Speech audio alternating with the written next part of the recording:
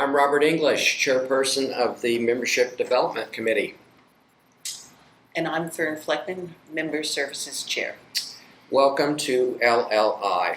We are a self-governed organization of 350 members.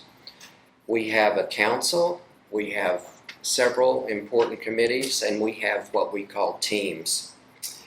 We are guests of Bard's campus. We are part of their CCE program, but we defer to Bard and the students at all times, particularly in regard to parking, classroom use, event spaces, etc. We know that the students here have paid good money to attend this beautiful campus, and we share the space with them. You may have questions, and we have assigned you a mentor. And if you have a question about your classes, events, parking, etc., please contact your mentor. That's exactly what they're for. But you can also reach out to Fern and I through new member help at lli.bard.edu. In addition to classes, which we have all year round, we have social events all year round. We have a summer picnic, a Christmas party, holiday party, I should say, and we have tours of the local museum and Fisher Center. You'll have classes in the fall, you'll have classes in January, in the spring term, and in summer. Fern, you want to talk a little bit about registering your car on campus? Sure. So in your welcome letter, there was reference to making sure you register your car for campus.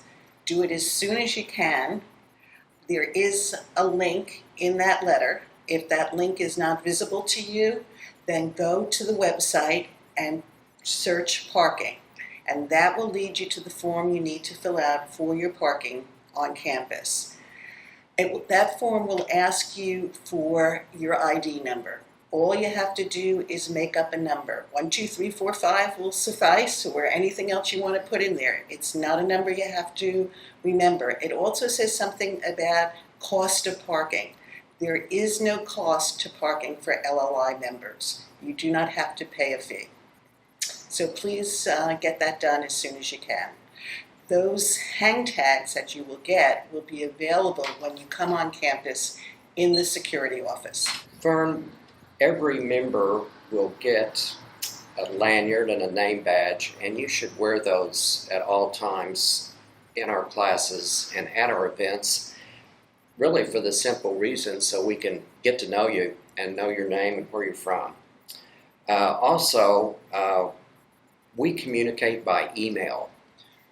It's not unusual when you first become a member that some of our messages go to your spam folder, so you may want to check that diligently, but you're not going to get a letter from us, or probably not a phone call. Check your email. Fern, you want to talk just a little bit about how our classes are developed? Yeah, we work by a curriculum committee to identify classes that people either have requested or might be interested in.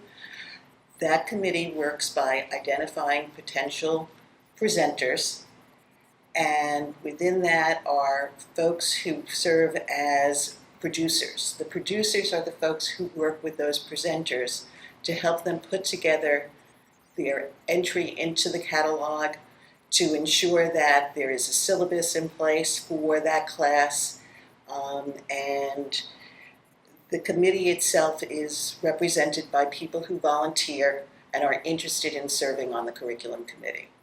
If, as a new member, you have a history of teaching or an area of curiosity and there's something you might want to teach about, please let us know. Also, if you're interested in joining the curriculum committee based on past folks that you may know who might be interested in teaching and that you could bring in onto the campus.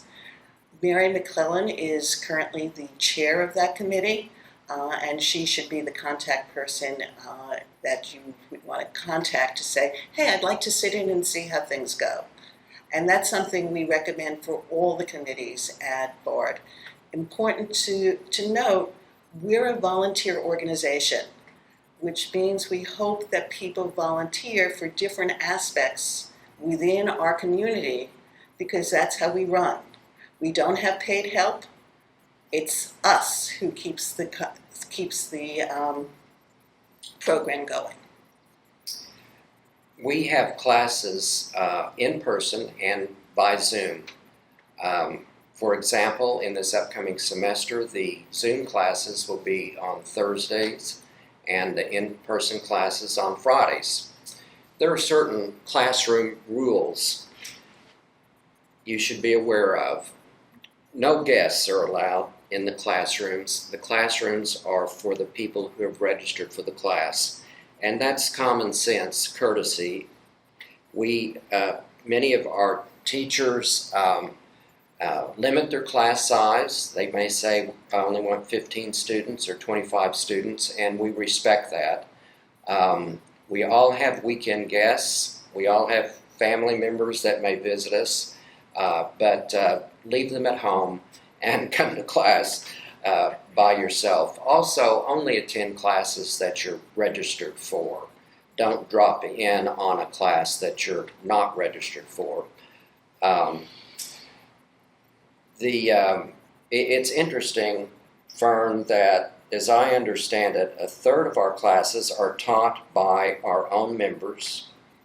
A third of our classes are taught by Bard professors, staff, and about a third of our classes are taught by members of the local communities that are interested in teaching for us. So you'll have a nice array of qualified people teaching classes.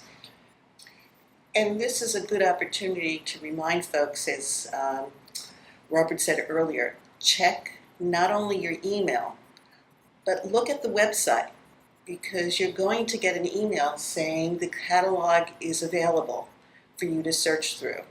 And you want to do that early, because our classes are of different sizes. Some are small classes, some are large classes.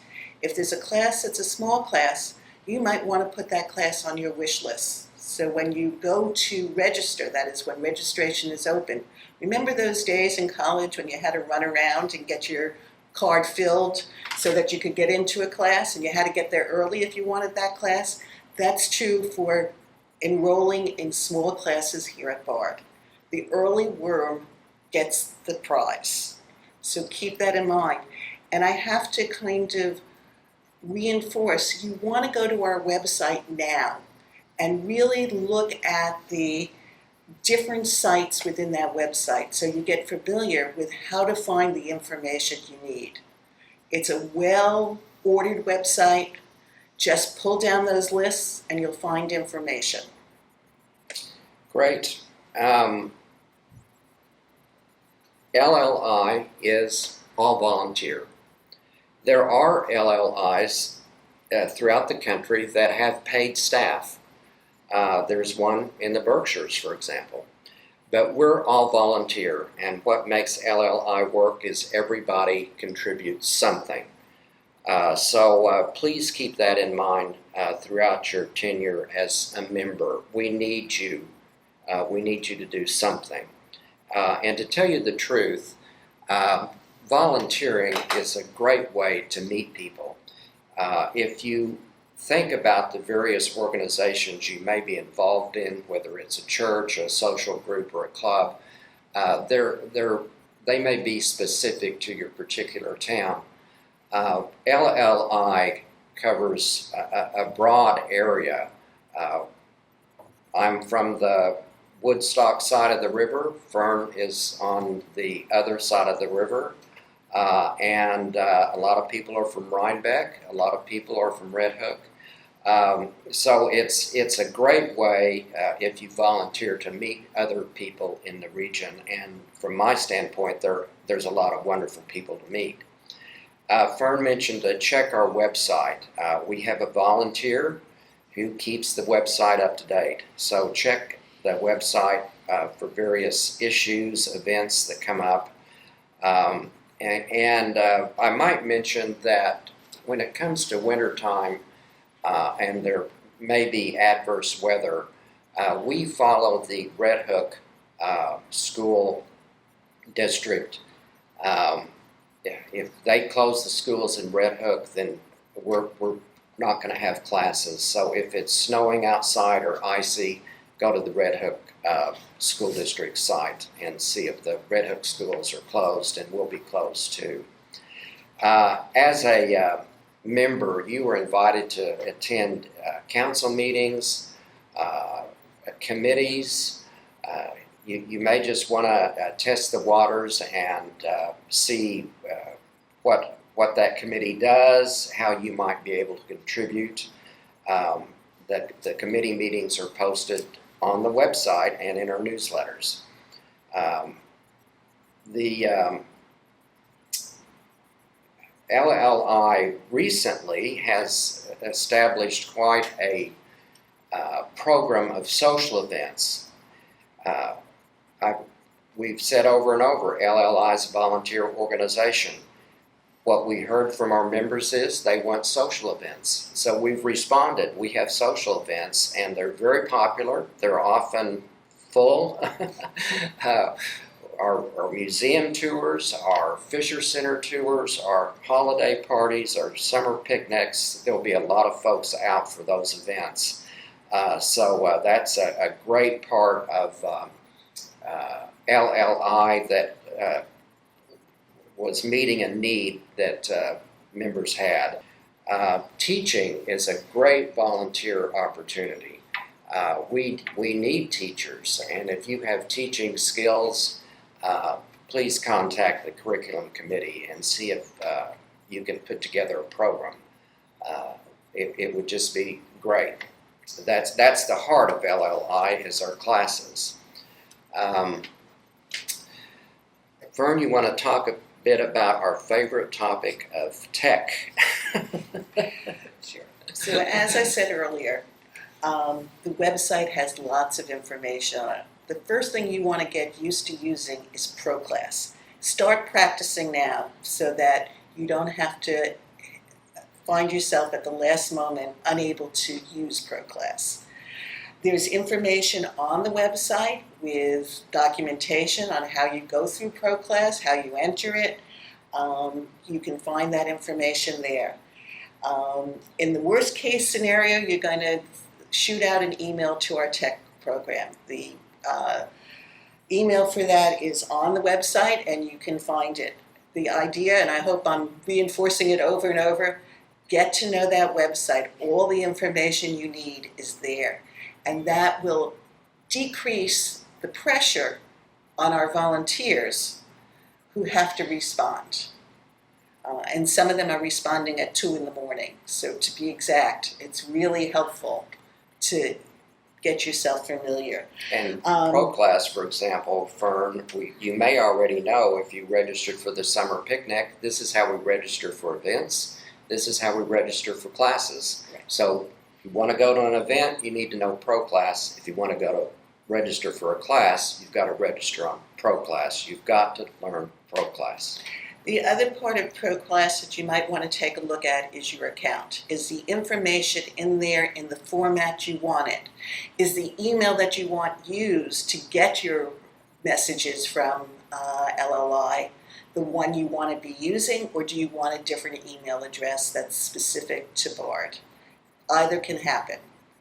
So you want to check that information, because some of the time people don't put in the right email addresses, and then they don't get the announcements and are upset. So please check that out. The other piece I will say is it is helpful to put a phone number in there. I know some people don't like putting their phone numbers in. We don't use this and give this information out to the public. We use it to contact somebody that we need to get hold of, and that's why a phone number is important. Let's talk a little bit about Zoom classes that you might be taking. If you're in a Zoom class, just a quick reminder, You want to shut off all your devices around you. That's your phones, the bells, your timers, anything that's going to go off, because it will be heard and picked up by your mic. So please make sure you do that. Also, since we've grown so comfortable in this world of not getting dressed formally for Zoom, you want to make sure that if you're doing something, the camera is not going to pick up something you don't want somebody to see. So be careful about that, because the camera doesn't lie, as they say. So that's there. You know what's funny about our Zoom classes is we have 2 former members that are in Mexico, Right. and follow our Zoom classes. One of them teaches, and if you go south or someplace fun in the winter, you'll appreciate our Zoom classes. Right, and if you need help, it's techhelp@lli.bard.edu. And that number is right on the webpage if you don't remember what I said. So for the website, please bookmark it in your devices that you use. It's the easiest way to get there. If you can't bookmark it, it's just lli.bard.edu and it will come up, and all the information again is there. There's also, when you go on it, you're going to see kind of a banner and slider with information. If you click on that, it's going to give you more information, and it's going to give you some different ways to get into the material you might be looking for. There will also be up on there information called Expectations and Orientation. And we think, right, that this is going to be, this video that you're looking at, you're going to find under that Expectations and Orientation. If you're listening to me, you found it, which is great. As I said, the catalog goes onto the website early. It's a chance to preview it before you can register for classes. You want to find it, you're going to get an email to yourself saying catalog is available for your review. Go through it, and if there's a class that you're really interested in and it's a really small class, put it in your favorite list, because that's going to make it easier for you to sign up when sign up is open. And trust us on this, when you're notified it's time to register for class at 9 a.m. on a certain day, you need to be on your computer at 9 a.m. and be ready to register for that class, because a lot of the classes have small class sizes, and the early bird is the one that's going to get that seat in the class. Yeah, and we send out newsletters pretty much once a month. Yeah. And in those newsletters are all the information you need to know. So please read them. There's a whole group of volunteers who put that newsletter together. And if you're interested in writing or taking photos, then you might be a candidate for being part of that team. So think about that too. So we appreciate talking to you, and please contact Fern and I at newmemberhelp@lli.bard.edu if you have any questions, or contact your mentor. And again, welcome to LLI. Look forward to meeting you all.